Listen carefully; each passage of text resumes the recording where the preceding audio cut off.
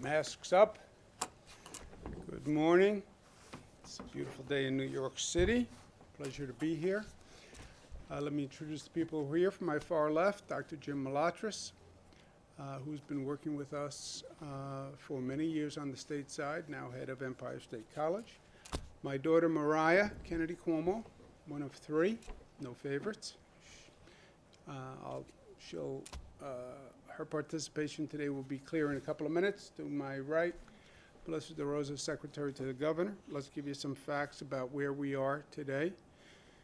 The number of total hospitalizations is 9,600.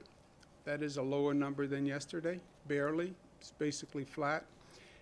As I mentioned yesterday, the weekend reporting numbers tend to be a little erratic sometimes. We're not quite sure why. This whole reporting mechanism has just been in place a couple of months. First time ever, every hospital has reported every day to the state. But it's better than going up. You see the overall total hospitalizations is down. Change in intubations is down. That's good news. And the number of new hospitalizations is also down. This is an important number. This is how many people came in yesterday with a diagnosis of COVID into hospitals, or people who were technically in a hospital who were then diagnosed with COVID. But again, Sunday is a different day operationally for hospitals. But again, the number's down, so it is good news. This is always the worst number when we're going through the facts of the day, and it is not good news. Number of lives lost, 230, technically up from yesterday, even allowing for the Sunday reporting. But it is painful, painful news for all New Yorkers, and we'll remember those families in our thoughts and prayers. There's no doubt that we're coming down the mountain. Only question is what trail we take, what path we take coming down the mountain. How fast does that decline continue? Does the decline continue? And that is purely a function of what we do. None of this is preordained. None of this is decided by any factor other than our own behavior. You tell me how well New Yorkers socially comply with distancing, et cetera, and I'll tell you what that infection rate is doing. It's that simple. And everything we have done thus far has worked, and that's why the number's coming down. But you tell me what we do today and tomorrow, and I'll tell you the infection rate in the next few days. What we've said from the beginning is the key is testing and tracing and isolating. It's very hard to do. It's easy to say. No one has ever done this before. We've never put this kind of testing regimen in place. Industry-wide, we've never had a tracing operation that's anywhere near this magnitude. We've never done isolation, quarantine. That's never happened before. But we do what we have to do, and this is what we have to do to monitor the infection rate and to control it. And that's what we're doing. We laid out a very specific reopening plan yesterday. We studied all the states' plans. We've studied reopening plans of countries around the world. We incorporated all the best practices. I think we probably have the most specific plan for metrics and measuring to make these decisions. And it's basically a mathematical formula if you look at that reopening plan. And I think that's the way we should do it and proceed. This is about following the data, learning the lessons, listening to the experts, following the science, and it's about being smart. Everybody's emotional. We're getting more emotional. There's more stress. There's more anxiety. There's more pressure on all of us. We want to get on with life. We want a paycheck. We want to make sure our job is there. But it's still a time to be smart, right? We don't act emotionally. We act based on logic and fact and science. That's how we make policy. But we have to remind ourselves every day because the pressure is to just respond to the emotion. And there's also no doubt that we're going through a devastating and costly moment in history. It's costly on every level, number of lives lost, the economic impact, the personal impact. Substance abuse has gone up, domestic violence has gone up, mental health issues have gone up. So we have paid a very high price for what we're going through. But the hope is that we learn from it and that we are the better for it, right? We endured the pain, let's make sure we benefit from the gain. And this is also true, and people can understand this as a life lesson. You know, you get as old as I am, you go through some tough periods in life, and that's a fact. That is going to happen. You live life long enough, you will go through a difficult period. I've gone through more than my share. But you take those periods and you try to learn from them and you try to grow, right? That's the best you can do with it. What can you learn so when you move forward, you're the better for it? And we do that as a society also. That's the concept of build back better. We don't want to go through all of this and replace what was there before. Replacing what was there before is a starting point. We want to replace, but we want to improve, and we want to be better for this experience, and we want to build back better. We were smart enough to do that as a country, as a state after 9/11. We went through pain. We came back stronger. You could argue more united as a country, more united as a state, more aware of our vulnerabilities. And yes, greatest country on the planet, greatest state in the nation, is our opinion. But we were vulnerable to terrorist attacks. Okay, so we learned from it, and we got stronger, and we got better, and we've incorporated security into our life in a way that was unimaginable before 9/11. Hurricane Sandy, Superstorm Sandy, devastated thousands of lives, billions of dollars in damage. We built back, and we built back better than we were before. We didn't replace what was. We improved almost everything that we learned during that time. Our housing construction is different, our power grid is different, our infrastructure is different. So you go through these situations and you learn, and that's what we have to do here. We have to have a better public health system. We should never go through this again. What we went through with the hospitals, what we went through with PPE, staff shortages, that can never happen again. How we use telemedicine, we have to learn and we have to grow. It was vital to what we did here. We have to make sure we're better at it. Our public transportation system, we're learning. Tonight we're going to shut down the subways for the first time in history. Why? Because they have to be disinfected. Who ever heard of disinfecting a subway car? Well, now you learn. You have to disinfect subway cars. Figure out how to do it. So you can say to people who use the subways, don't worry, it's safe, right? That's a starting point for public transportation. And one of the areas we can really learn from is education. We've all been talking about teleeducation, virtual education, remote education.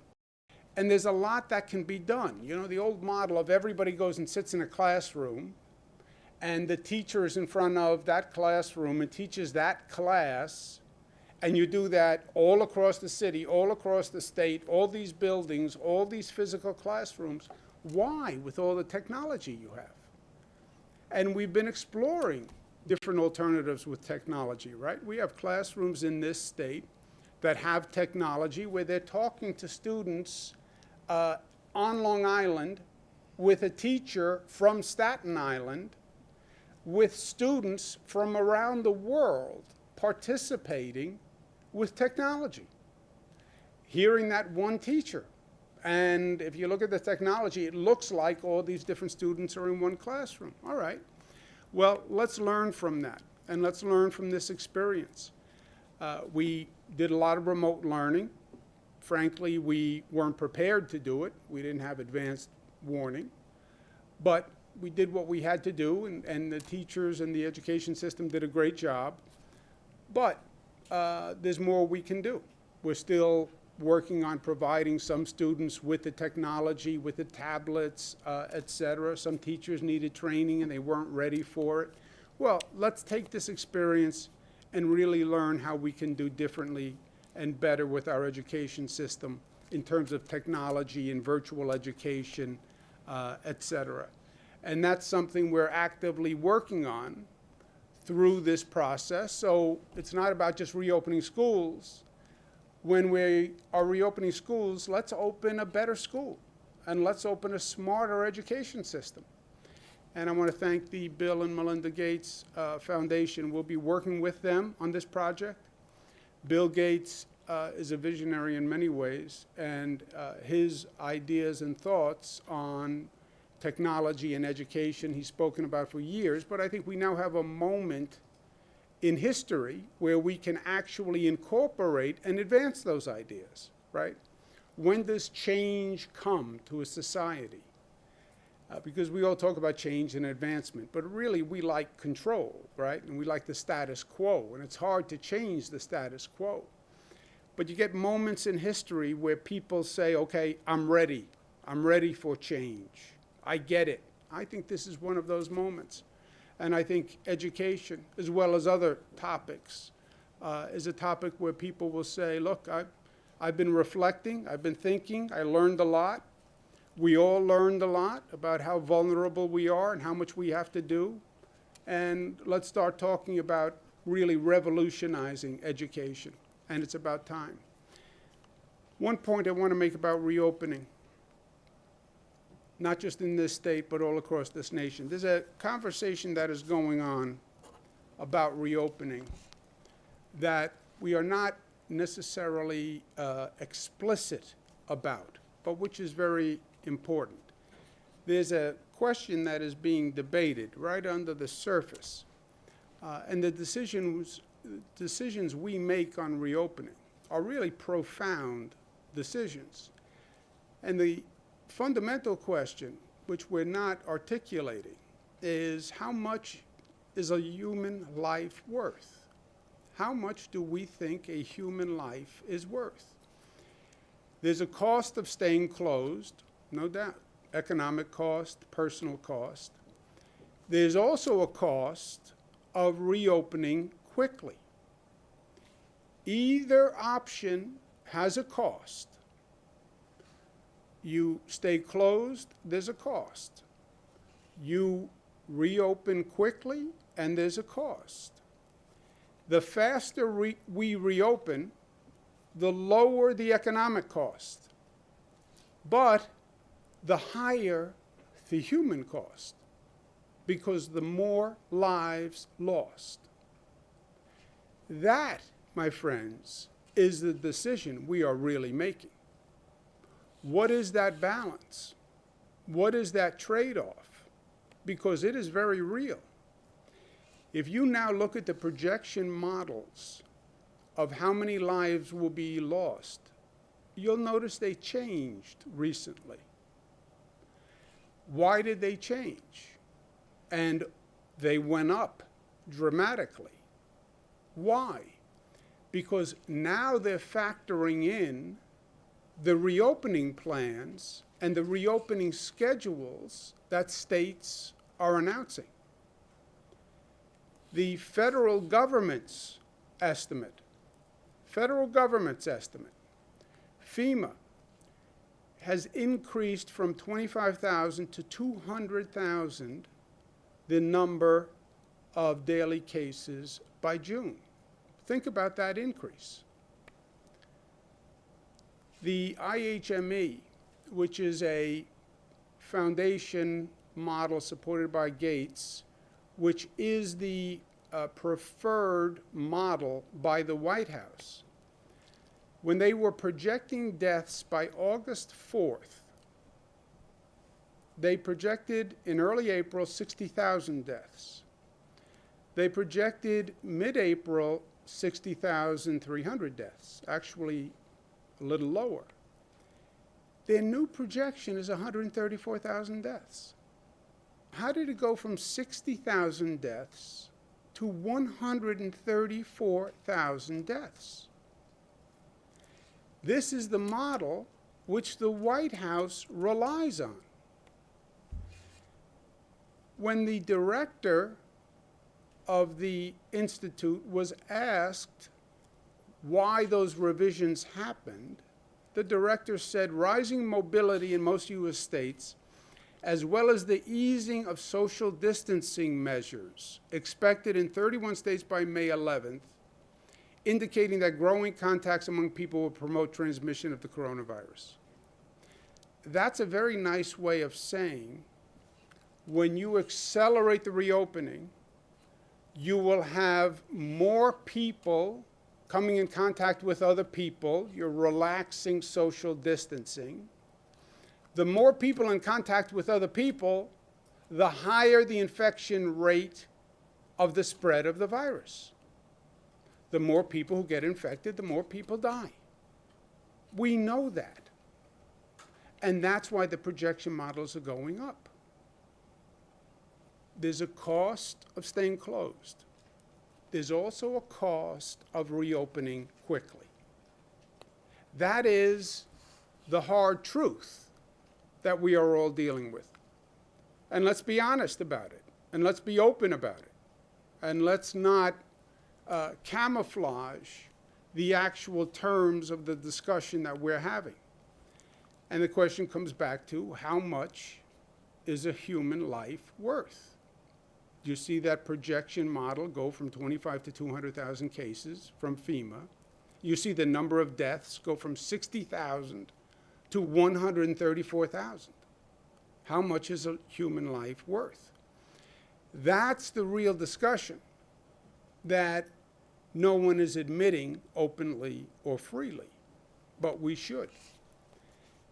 To me, I say cost of a human life is priceless, period. Our reopening plan doesn't have a trade-off. Our reopening plan says you monitor the data, you monitor the transmission rate, you monitor the hospitalization rate, you monitor the death rate. If it goes up, you have a quote-unquote circuit breaker. You stop. You close the valve on reopening. But it is a conversation that we should have openly. Hard conversation, painful conversation, controversial conversation, yes, all of the above. But it's also the right conversation because those are the decisions we're making.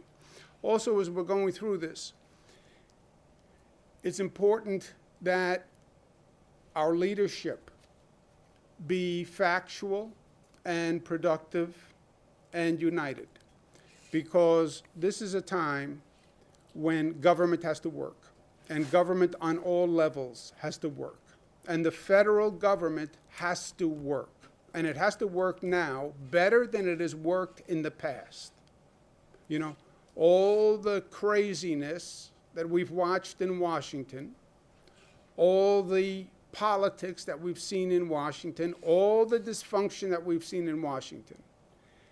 Now, it is unacceptable because what government does today will literally determine how many people live and how many die. And that's not hyperbolic, and that's not overly dramatic. That is just a fact. That federal government has to be able to pass legislation. To pass legislation, it has to be on a bipartisan basis. You have the Congress, the House is controlled by Democrats, the Senate is controlled by Republicans. Unless you get a bipartisan agreement, you're not going to pass legislation. If you don't pass legislation, the federal government does not work. If the federal government doesn't work, it makes it virtually impossible for state governments to work. If I can't work, then local governments can't work. This is not something that a state can control. Well, the governors are in charge, governors are in charge. I can only be in charge to the extent I have the resources and the means. And that comes from the federal government. Not just for New York, but for every state in this country. So that federal government has to work.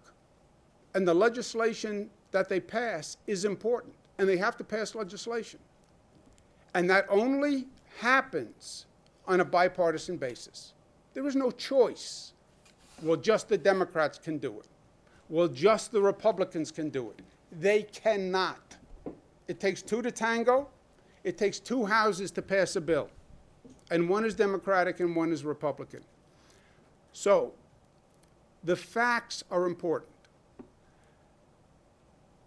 President gave an interview, as reported in the New York Post. Blue state coronavirus bailouts are unfair to Republicans. Bailouts. This is the topic of whether or not the federal government should provide aid to state governments. And it's been a discussion for weeks. The federal government has passed legislation in the past that helped airlines, helped small businesses, helped hotels. Great, great. They haven't provided any aid to state and local governments. Well, why is that important? It's the state and local governments that fund police, fire, education, teachers, healthcare workers. If you starve the states, how do you expect the states to be able to fund this entire reopening plan? Well, the governors are in charge. But the states are in dire financial circumstances because our economy suffered when all the businesses shut down. So the debate now is, well, it's the blue states that have the coronavirus. Okay, New York they call a blue state. California they call a blue state. And the Republicans are saying, we don't want to give money to the blue states. First of all, this is not a blue state issue. Every state has coronavirus cases. And it's not just Democratic states that have an economic shortfall. Republican states have an economic shortfall. Well, it's the mismanagement of blue states for decades that they now want us to bail out. That's just not a fact. It is not a fact. First of all, no blue state was asking for a bailout before this coronavirus. I wasn't asking for anything from the federal government before the coronavirus. And by the way, the federal government wasn't giving New York anything for years. Everything they were doing was negative to New York. Then comes the coronavirus. Our economy stops because we shut it down. Now we have a $13 billion deficit because we stopped the economy. So what we're asking, every state is asking, because of the coronavirus, we need financial help in restarting the economy. And that's what we're asking for from the federal government. How do you call that a bailout, which is such a loaded word, such a rhetorical, hyperbolic word? It's a bailout. There's no bailout. Because of the coronavirus, this nation has been impacted and states have been impacted because the states make up the nation. And we need financial help because of the coronavirus situation.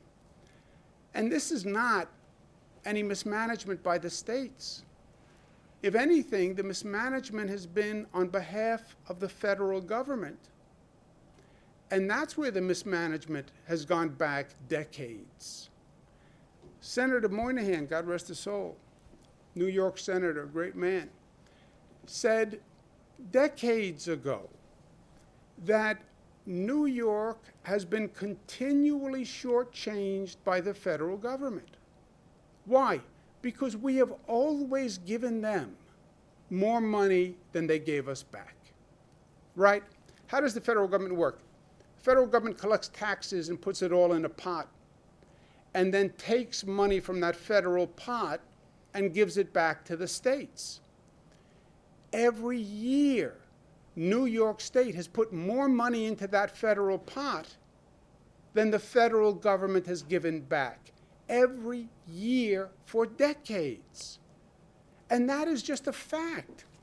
Also, you want to try to divide. The facts are, it's the Democratic states, which happen to have now high coronavirus content, which actually have put in more money than the Republican states, who are now saying, why should we bail out the Democratic states? The Democratic states have been supporting them for years.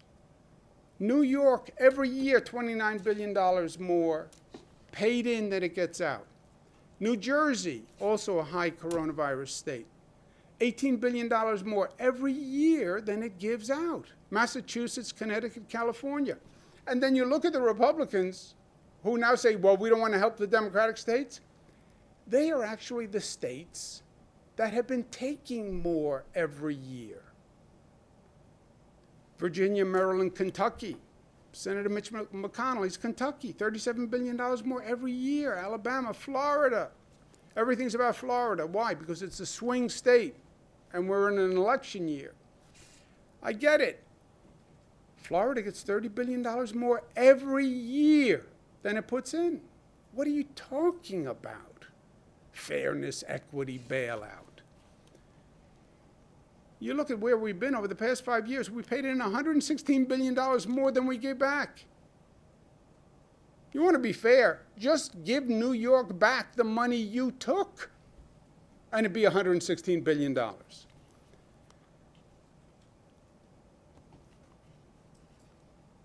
Who gives and who takes?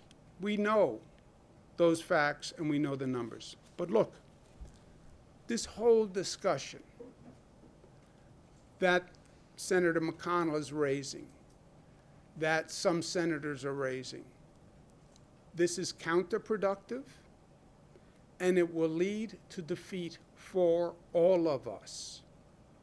You need a bipartisan bill to pass. You go down this path of partisanship and politics, you will never pass a bill. And if you never pass legislation, you'll never get this economy back on its feet.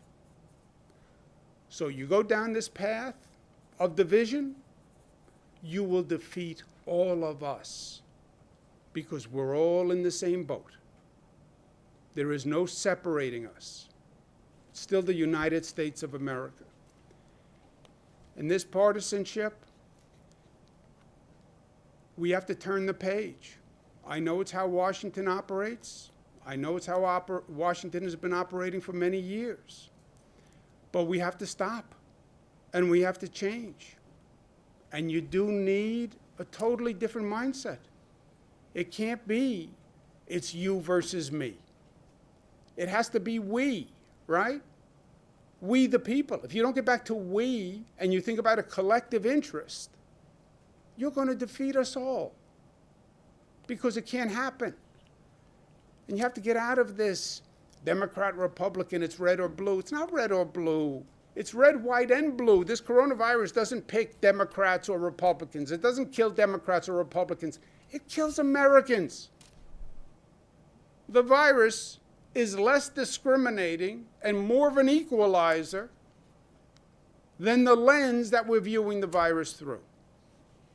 And if we can't get past this now, when can we ever get past it? You have a national crisis. You have a national outbreak, a national epidemic, killing thousands of people. You can't put your politics aside even now, even today. Families have fights. Yes, families have fights. Somebody's going to die. And the family is still going to carry forward these silly fights from years ago. Nobody even remembers how they started. If there's ever a time to come together, it's at a moment of crisis. And this is a moment of crisis. And we always understood, and the great ones always told us, that it won't work this way. A house divided against itself cannot stand. You want to be a leader? You want to go down in the history books as someone who stood up and did the right thing? Well, then remember what made us great in the first place. And that's what a great leader would do. Also, last point, each of us must do our part. Talk about government, government, government. Yeah, government has a lot to do. I understand that fully. Citizens also have a role to play. You know who's going to keep yourself? You're going to keep yourself safe. You know who's going to keep your family safe? You're going to keep your family safe. And you know who's going to keep each other safe? Each one of us keeps the other safe. Every person has a responsibility here, social responsibility. And that's what wearing a mask is all about. Just wear a mask. It's the smart thing to do. It's also the right thing to do, right thing to do. In all this complexity, there is still a right thing. You still know what's the right thing to do and the wrong thing to do. Maybe right thing is a New York expression. I don't think so. You know what the right thing to do is. Nobody has to tell you what the right thing to do is. The right thing to do is to wear a mask. Because it's not about you. It's about my health. You wear a mask to protect me. I wear a mask to protect you. And wearing a mask is not the greatest intrusion. I do not understand why people think it's such a burden to wear a mask. And look, 99% of the people do it. It's the 1% of the people who don't do it, right? That's who we're talking about. And we were talking about this last night, and I was expressing my frustration why some people just don't get it. And what this has been about from day one, this whole exercise, and where I started this on day one, all these things we've done, nobody's doing these things because government told them to do it, right? I'm first governor in the history of the state of New York to say we're closing businesses, to say you must be quarantined. No governor has ever said that. How do I enforce that? I can't. I can't. How do you enforce making 19 million people stay at home? I can't. I said from day one, I can give the facts to New Yorkers, but then New Yorkers have to decide and agree that it makes sense given the facts and agree to do it. And New Yorkers have agreed to do it. All of these things. Closing schools, closing businesses, stay at home, socially distancing. So now wear a mask. And I was saying last night, I don't understand why this wear a mask is so hard. Mariah suggested it may be the way I'm communicating it. I'm just not effectively communicating. Don't laugh. Well, first of all, this is a common refrain in my house from my daughters, that it's me and my lack of ability to communicate effectively. It's a fair statement. And I'm guilty. I have no doubt I am guilty. I am a bad communicator. And that I haven't been communicating the rationale for wearing a mask effectively. So I'm open-minded. I understand my weaknesses and my flaws. I'm a work in progress. We're all a work in progress. I'm trying to get better. So Mariah's suggestion is, look, why don't we ask New Yorkers to produce an ad that the state could run on explaining to New Yorkers why they should wear a mask. And the context and the rationale and the health reasons and the social responsibility, and it's not that big a deal. Maybe there's a better way to communicate it than I have been communicating it. Again, 99% of the people are doing it, and it's great. We're talking about that 1%. So maybe I just haven't been persuasive or effective enough in my communication skills. So I said to Mariah, great idea. We'll ask New Yorkers, produce an ad, 30-second ad. They submit it. Mariah's going to be an unofficial advisor with the Department of Health. Pick the 5 best, put them online, let New Yorkers pick the best ad. State will run that ad. It'll say on the bottom, produced by whoever won the competition. They'll get a lot of acclaim. They'll go on to be big creative experts. And maybe we'll have an ad that communicates this better than I have been able to communicate it to date. So I'm excited about that. And Mariah is going to help on that and take it on as a project. And I'm excited about that. At no cost to the people of the state of New York, she will be a volunteer. The boyfriend can try to put in, he could submit a possible ad for consideration. The boyfriend will lose, but he could submit an ad, because I'm still governor. And that's what we're going to do. Mariah, do you want to add anything, or did I explain it clearly in my flawed communication modality? No, I think you covered it. We'll be providing more information in the next few days, but if you are interested, you can go to wearamask.ny.gov. Melissa, anything else on No, that? perfect. See, sometimes I communicate. Sometimes I communicate effectively. But you're not alone in criticizing my communication skills. Many of the people in this room would agree with you. And we are New York tough, smart, united, disciplined, and loving.